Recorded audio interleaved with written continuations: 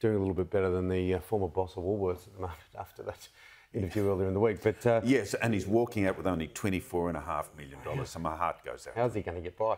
Now, just quickly, what's your forecast for interest rates on the back of what we're seeing? Do you think, like, it seems to be very much 50-50. They'll either rise at the end of the year or not till 2025. Or no, not rise, drop. I mean. Drop, yeah. No, I think you're right, Tim.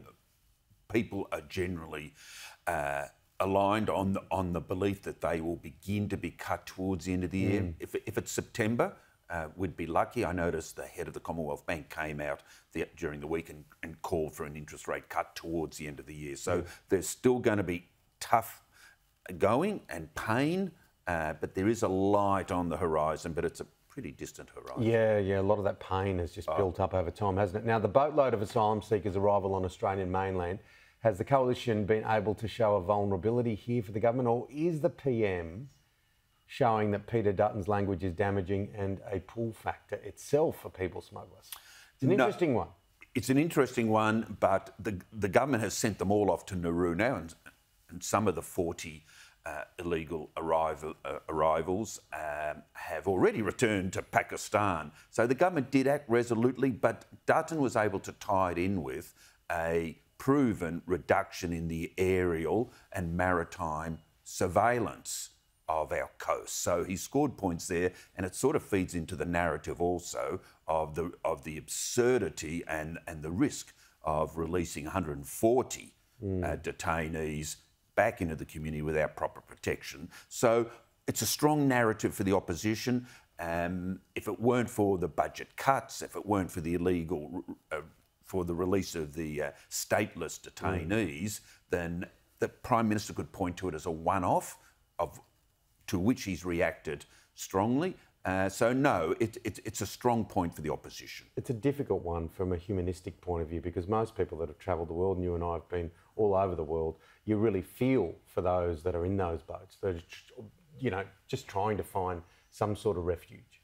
Yes, but it's an economic refuge. Yeah, I understand that. And no country in the world, But I'm just going on our humanistic side of things, that's all. You're a softie. I am a softie, but I reckon most people that want to cause trouble would be flying into Mascot or Tullamarine. I think most people would look at them and say, sorry, there's a front door and there's a back door, you've got to go through the front door. OK, I am a softie. Now, much debate about security checks of refugees out of the Palestinian territories. The government says the Coalition are whipping up fear. No. We're taking 2,400 Palestinians from a war zone. There's not the paper checks.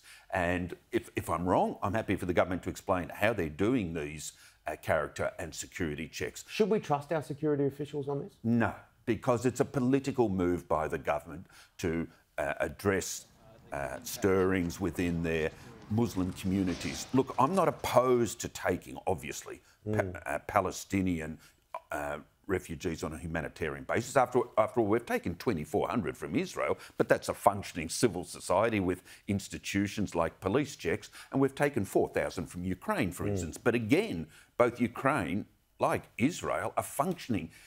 Palestine is not. Where in the dickens are you going to find an authority that can testify to somebody when we shouldn't be importing hate?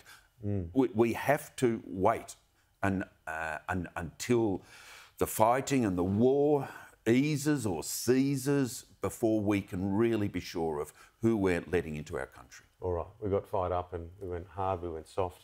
Have a nice week. Thanks, Tim. You too. See you next Saturday.